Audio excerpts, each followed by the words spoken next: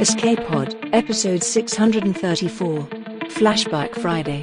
On a clear day you can see all the way to conspiracy. By Desmond Watson.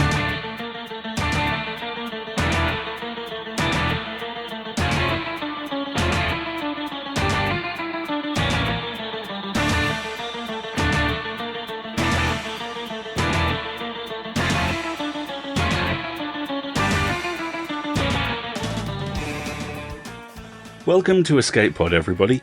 I'm Alistair, your host on this journey through time and space, back to March 17th, 2011. That was when episode 284, On a Clear Day You Can See All the Way to Conspiracy, was first published.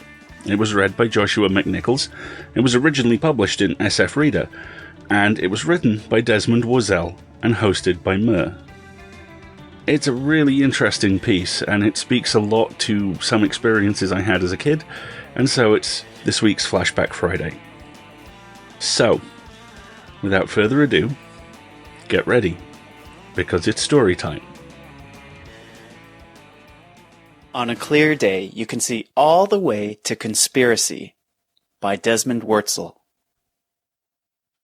You're listening to the Mike Colavito Show on Cleveland's home for straight talk, WCUY 1200. The opinions expressed on this program do not reflect those of WCUY, its management, or its sponsors. Fair warning. I'm in a mood today, folks. We've got a mayor whose only talent seems to be showing up at luncheons and waving at the cameras. $80 I had to pay yesterday for not wearing my seatbelt. Show me the seatbelts on a school bus. I saw a Cleveland athlete on national TV last night wearing a Yankees cap. And every day I get at least a dozen calls from schmucks who think that people like me are the problem in this city. Tell me America's not falling apart. And some of you people, including our programming director, by the way, seem to think I'm running my mouth off too much and not taking enough phone calls. I've only been number one in radio in this city for 10 straight years. What would I know?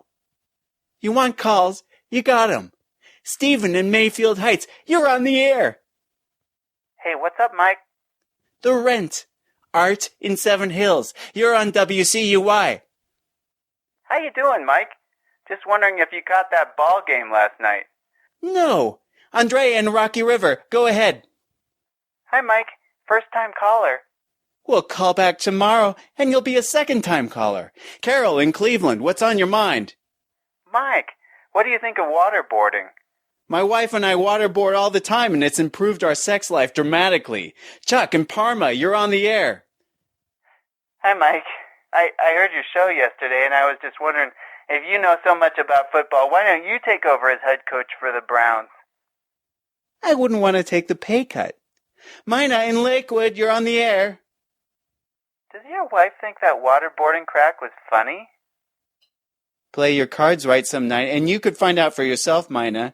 Tommy in Beechwood, you're on WCUY. Hey, Mike. Just wondering what you think the Indians should try and trade for next year. Your mother, Jane in Euclid, go ahead. Looks like we lost Jane in Euclid. Must have answered her question already. That's all right. We got in 7 callers in under a minute. Everyone happy now? Hey, Jake, I gotta take a breather. Do the traffic. What? Oh, yeah. This traffic is brought to you by West Side Hardware. Thanks, Mike. Not much happening right now. 480, 271, and 77 are all clear, but the traffic on Shoreway is backed up in both directions, so our listeners might want to allow for a few extra minutes if they're headed that way. For West Side Hardware, this has been your WCUY traffic report on Cleveland's home for straight talk. Hey, Jake, don't go yet. You still there? I gotta take the Shoreway home after the show. Any idea what the holdup is? Can't say, Mike. No accidents. Just a general slowdown all along the lake shore. Wonderful. And people wonder why I'm always giving the mayor grief. Straightest stretch of highway in America, and traffic still won't move. Somebody on the shoreway, call in and tell me what the hell's going on over there. Franklin in Cleveland, you're on the air. What's up, Mike? You gonna let me talk? Don't worry. It's all out of my system. The floor's yours. Well, you're entitled to your opinion about the mayor, but come on, man. How you gonna blame him for slow traffic?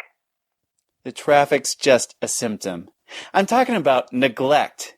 Name me one thing the mayor's accomplished since he took office. Well...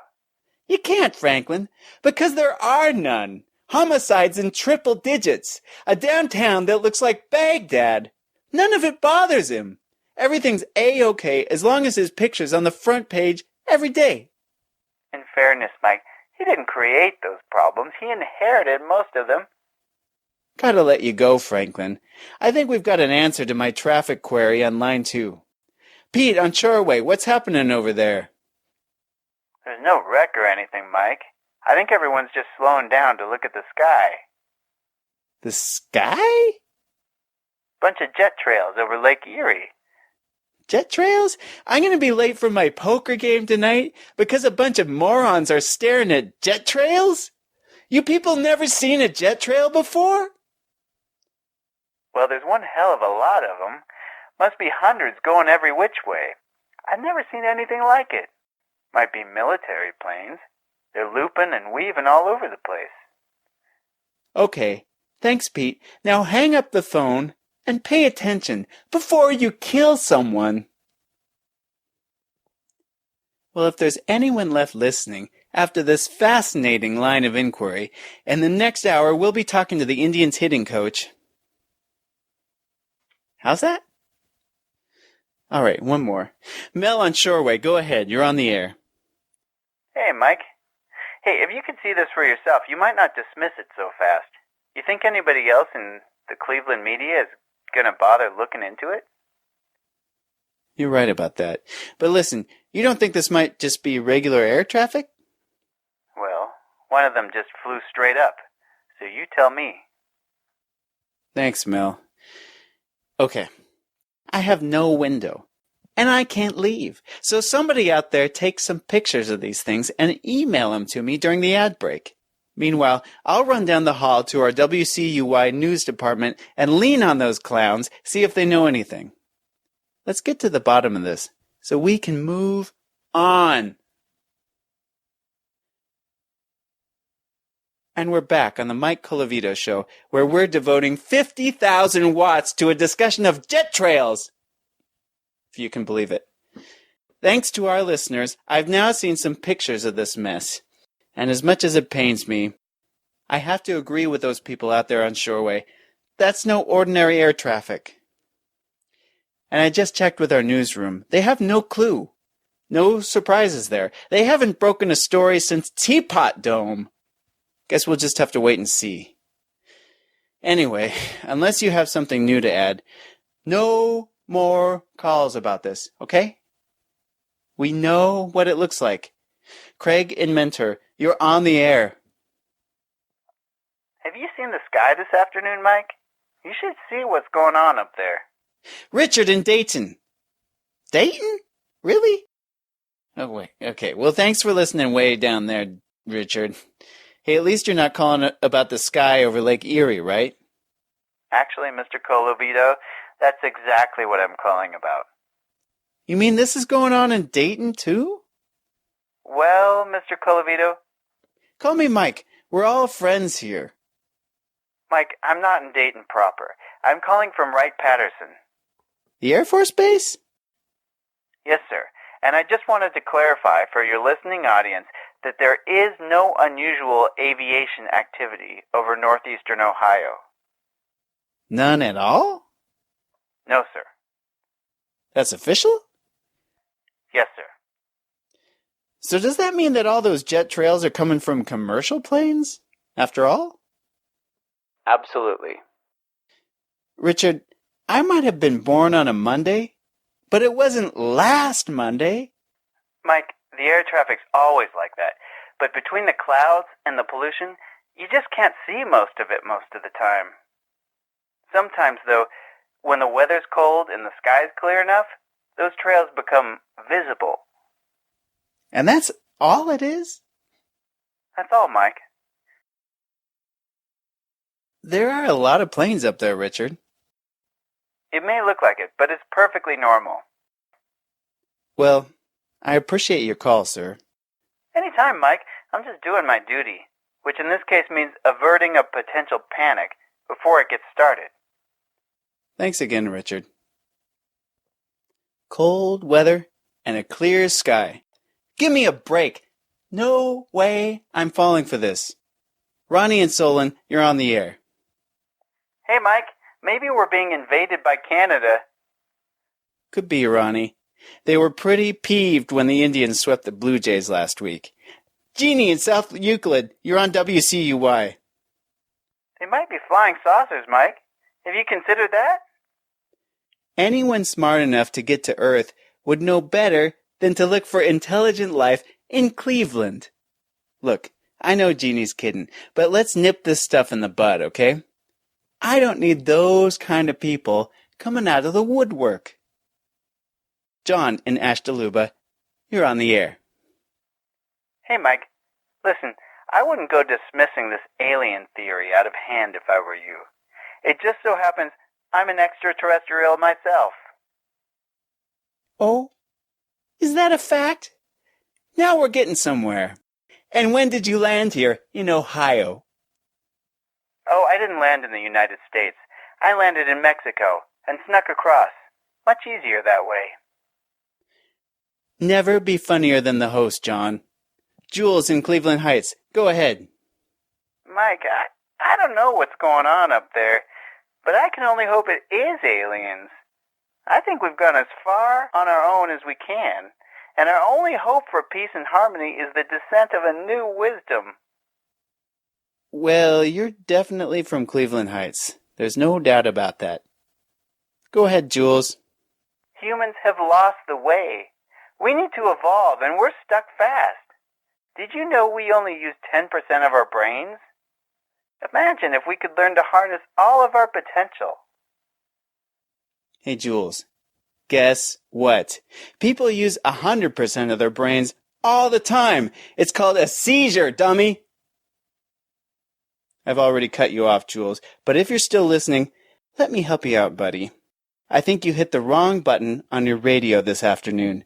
You want the one marked FM. This is AM. It's not safe for you here. Let's go to commercial. We've got bills to pay. And we're back with certainly the oddest show I've ever done in 10 years of radio. We've been discussing what I suspect are military jets in enormous numbers over Lake Erie, and I'm under the impression some people would rather we didn't talk about it. There's much more to this than meets the eye, folks. William in Dayton. Another caller from Dayton? I suppose you're in the Air Force too? Mr. Colavito, we've already explained the situation adequately. You'd be well advised to stop spreading misinformation. Let the matter drop altogether, and continue your show with a different topic. What's that, a threat? Hello? Well, you can forget it, William, or whatever your name is. I'll talk about it until morning if I feel like it. If something dangerous is happening, we've got a right to know. You'll have to drag me out of the studio. You think I'm afraid of the government? You think I have skeletons in my closet? All my skeletons are arranged tastefully on the front lawn. Patrick in Gates Mills, you're on the air. Hello, Mike. Go ahead, Patrick. Mike, I think I can clarify this entire situation for everyone, but you'll need to bear with me. I'm begging you, Patrick. I'm all ears. Thank you, Mike. Now, I have to begin by saying that I am not originally from this planet. Stop right there. Yes, Mike? All right, let me tell you something. Patrick, this better get real interesting real fast. If you're just some everyday nut, call back after midnight when that UFO guy comes on. You got me? I promise to make it worth your while, Mike. See that you do, Patrick. Perhaps this story would be more palatable if I spoke hypothetically. Suppose a person was in possession of some sensitive information, a new technology, say, or a military secret, or just some dirt on a politician, that in the right hands could change galactic civilization forever. Galactic civilization? Look, I'm not much of a Trekkie, Patrick. I only watch baseball, wrestling, and Rachel Ray. And suppose... Rachel Ray? Really? Get on with it, Patrick. And suppose you wanted this person out of the way, but he had a high enough profile that he couldn't simply be done away with. What would you do? What could you do? Hide him in plain sight? On a crowded but unsophisticated planet where no one could attempt to contact or rescue him without endangering his life? And he would have no choice but to adjust to his exile, to try and blend in with the barbarians, because even if he told the truth to everyone he met, no one would believe him.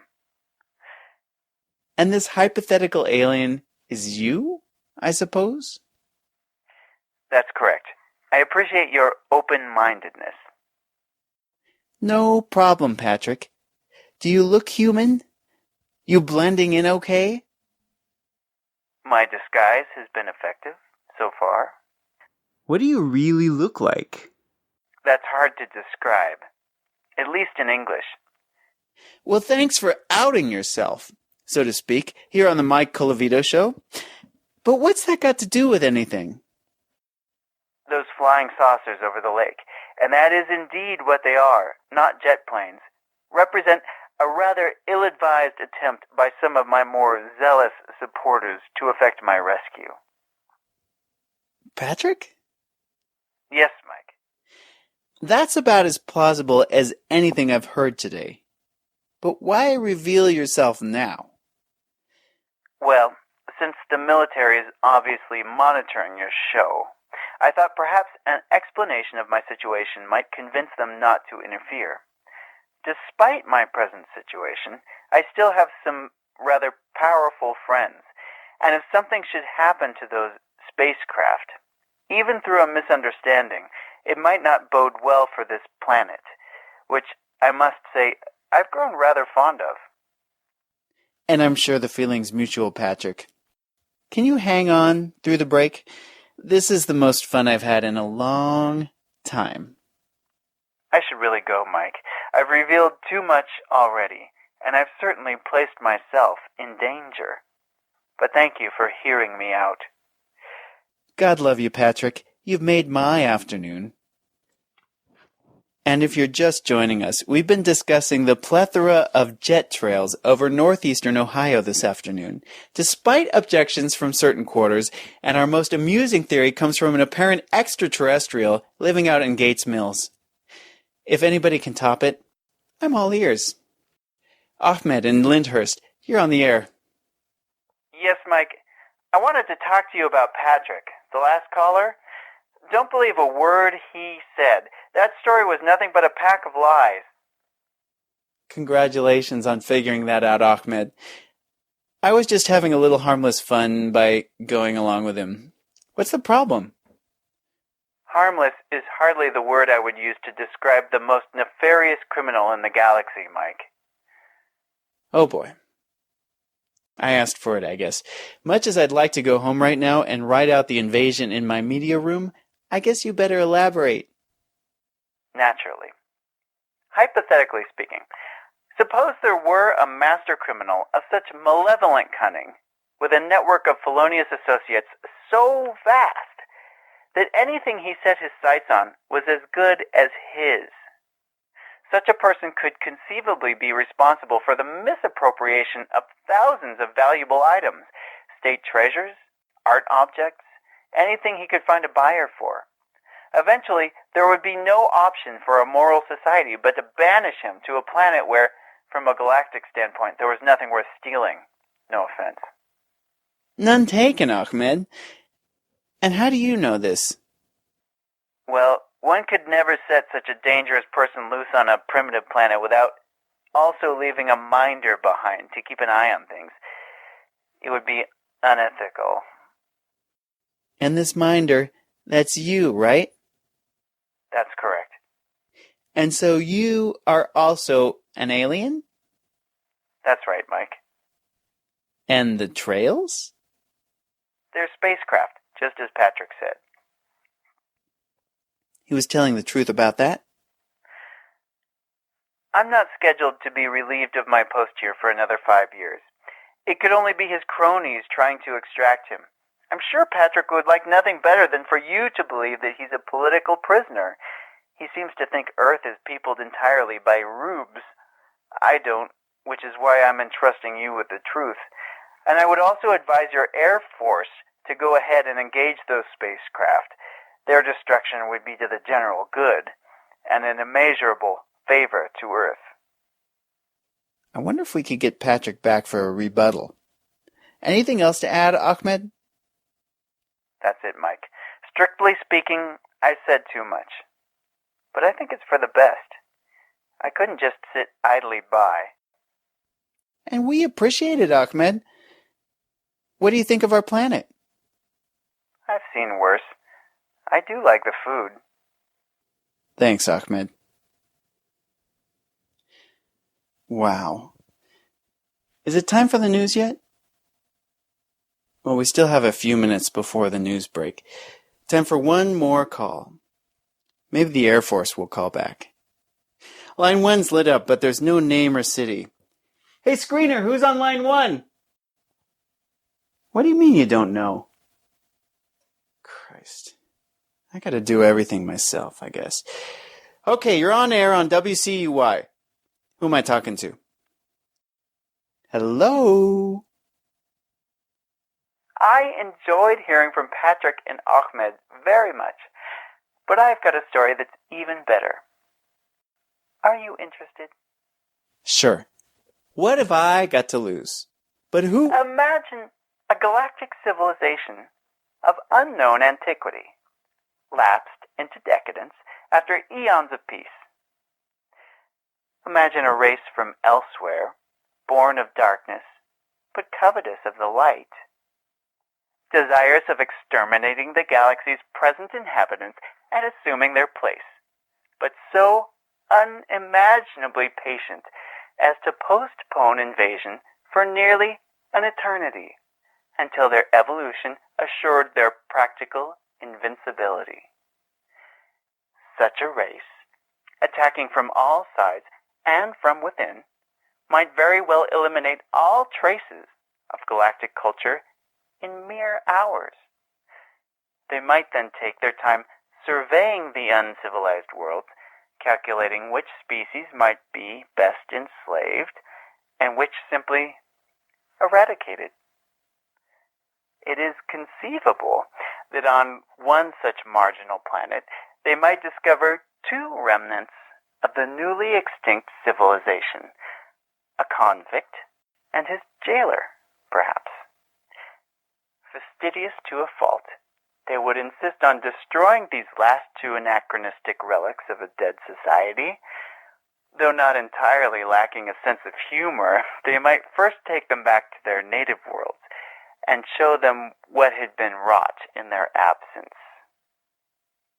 Knowing that others of their race would eventually return to this planet when its fate was determined, their innate orderliness would dictate that no evidence of this visit remain.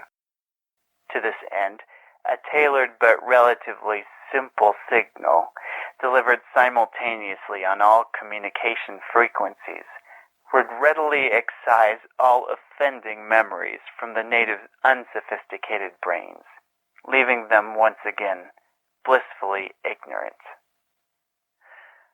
All hypothetically speaking, of course. May I ask you what you think of my story? Not much, I'm afraid. Good delivery, but lacks panache. I appreciate your call, though. What is that? Does anyone else hear that? That noise. It's going right up my spine. Are we broadcasting that? What the hell? What was that? What were we talking about? Should we take a call? I have no idea what's going on. Okay, it's time for WCUY's award-winning news.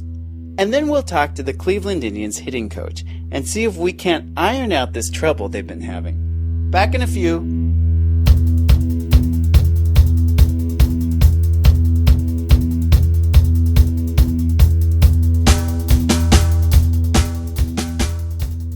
I was a teenage conspiracy theorist. Seriously, I successfully charmed friends into contributing towards a copy of UFO Secrets of the Third Reich. I had subscriptions to paranormal magazines. I watched The X-Files religiously long before its self-indulgent shadow of a former self returned to TV. I didn't want to believe. I did believe, and that meant the moment at the end of episode 2 of The X-Files is still written across my soul. Mulder gains the first of his never-ending stream of highly placed informants. Deep Throat, whose name I would only learn both significances of years later thanks to all the President's Men, chats to our intrepid FBI agent at an athletics track. As he leaves, Mulder says, "They're here, aren't they?" And his source, with all the gravitas, sadness and humour he can muster, replies, "Mr. Mulder, they have been here for a long, long time." And hooked. My fascination with this stuff has faded a little. With every consecutive year, the UFOs didn't land on the White House lawn, but while I'm not fluent anymore, I can still speak the language. I can tell you about Richard Hoagland's theories about how five-sided erosion on Mars is impossible, yet seems to have taken place. How Iapetus is a constructed world, that something is mining Saturn's rings, that something else landed in Rendlesham Forest and the marks are still there on ground, and witnesses alike. Do I believe any of it? No. But then again, some of this is true. All of this is permitted, and with each passing year's experience, I see it for what it truly is, what all conspiracy theories truly are. A coping mechanism. The real world is terrifying. It was terrifying before the last presidential election, and that's sometimes hard to remember for a lot of us, but it was. Homosexuality was a crime in my lifetime. There are at least 2 instances I know of that placed us seconds away from World War III. There are choices we make in life that are vital, impossible to tell whether they're right or wrong, and will gouge lumps out of us for years regardless, and a lot of the time we don't even know we're making them. The fun never stops. The choices never end. The falcon never hears the falconer. Or at least that's how it feels sometimes. And on those times, we cling to conspiracy theories because they provide structure. It's comforting, in an odd way, to think that legendary talk show host and huckster Art Bell talked to scientists who worked on UFOs in the Nevada desert. It gives you the exact right sort of pleasant chill to hear his infamous frantic caller interview with someone claiming to be warning about imminent global catastrophe on an unprecedented scale. Years ago. Our bubble is nice and shiny and quiet, and these people are not in it. But they are in so many others. And the reassuring, funhouse fear of something awful but fictional has become the queasy, wet-palmed anger at something that isn't real, and yet so many people think is. From my perspective, this is how Brexit happens. Fear is a carrier wave, drowning out bigotry, ignorance and stupidity even as it carries them all the way off the edge of the cliff with the rest of us. And ironically, as I write this, it does so in what may be the exact sort of transnational conspiracy that used to be the sole purview of airport thrillers, late-night talk show hosts, and the X-Files. The panic callers, they're us now. Or sometimes people we know. Or people we're related to. Sometimes the panic callers aren't even put through, left to scream their fear into an internet more concerned with endless rhetorical warfare than helping fellow humans in need. So now is the time for Quicksilver. For something bright and fast and unknowable and yet undeniably there, a brief radar contact, a photo that captures something impossible, 100 contrails over the lake. The sense of a massive story, one that has unfolded over thousands of years, coming to a culmination and end. Here. Now, just over there, only the end of the world again, like the man says, and like all true revelations, we're trained to ignore it, to let the magician dictate where our attention goes, to pay no attention to the thing that looks like a man behind the curtain. Ignorance is bliss. Ignorance is armour. And sometimes, as here, it's the best defence for both us and the creatures that move amongst us, writing their stories into the ever-changing surface of human consciousness and fading, like the contrails above the lake. Beautiful, ephemeral, rich and strange, impossible and enticing, and never quite provable. As all good conspiracy theories should be. We rely on you to pay our authors and cover our server costs, and there are 3 ways you can do that. The non-financial method is promotion.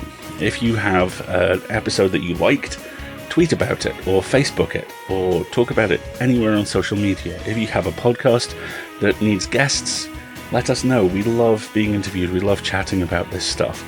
If you don't have any of those things, but you like writing reviews, please write a review of us on iTunes, on the new Google Podcast app. Request us on Spotify. Talk to Stitcher about us. Anything which raises our signal, and that's always a good thing. Alternatively, Patreon is active and doing really well. For $5 or more a month, you'll get access to exclusive audio, including our premium content table, which is heaving under the amount of stuff under it, and that's quite an achievement for digital files.